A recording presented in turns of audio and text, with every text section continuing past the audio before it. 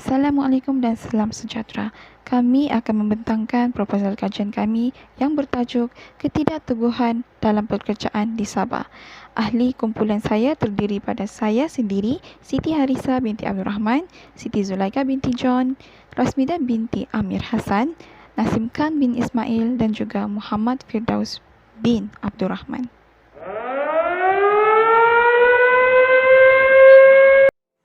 Precarious work atau ketidakteguhan dalam pekerjaan merupakan satu bentuk pekerjaan di mana pekerja mempunyai jenis pekerjaan yang tidak selamat seperti kerja sementara, sewa langsung kontrak pekerja sementara untuk tugas tetap, pengambilan pekerja melalui agensi pekerjaan sementara atau buruh, sewa kerja panggilan atau harian, kerja kontrak bebas, kerja sambilan secara sukarela.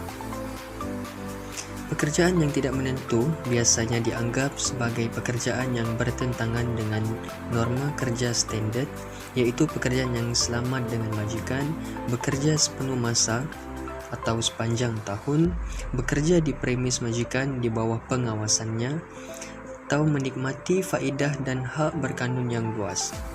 Oleh itu, pekerjaan yang tidak menentu berada di bawah standard normatif yang diterima secara sosial di mana pekerja mempunyai hak dan perlindungan tertentu dan risiko yang berkaitan dengan kehidupan ekonomi. Ketidakteguhan kerja ini mendedahkan pekerja kepada ketidakstabilan pekerjaan, kurangnya perlindungan undang-undang, kesatuan, sosial dan ekonomi.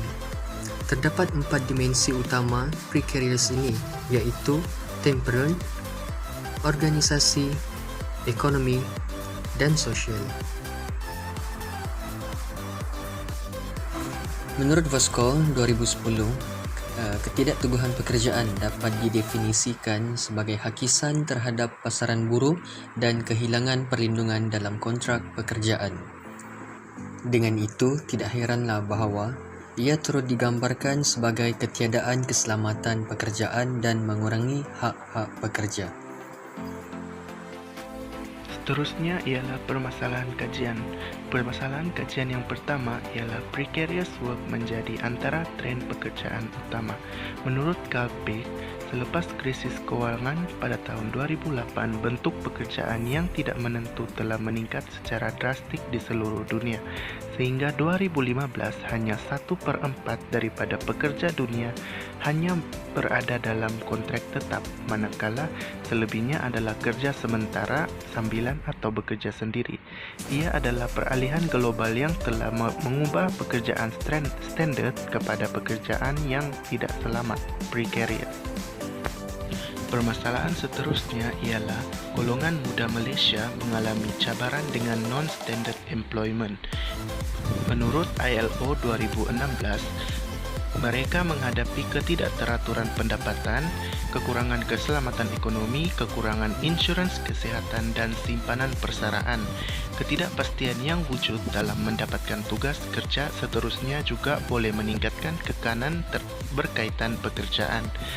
Selain itu, kebimbangan mengenai kebolehpasaran anak muda Malaysia dan kebolehpasaran mereka bagi kesesuaian untuk pasaran buruh yang sentiasa berubah.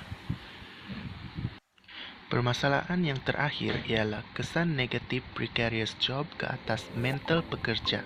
Menurut Thorley and Cook 2017, pekerja yang bekerja secara sementara lebih cenderung untuk berhadapan dengan masalah kesihatan mental.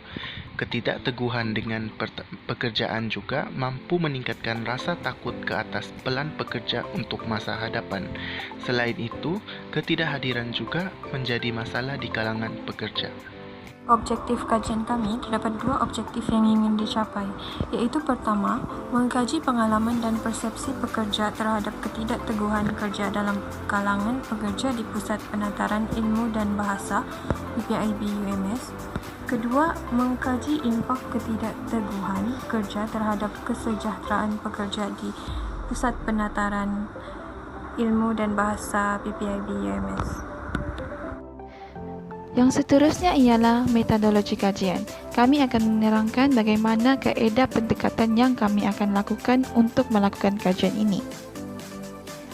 Dalam kajian ini, para pengkaji telah bersetuju untuk menggunakan kaedah pendekatan kualitatif yang mana kami akan menggunakan pendekatan temu bual secara mendalam.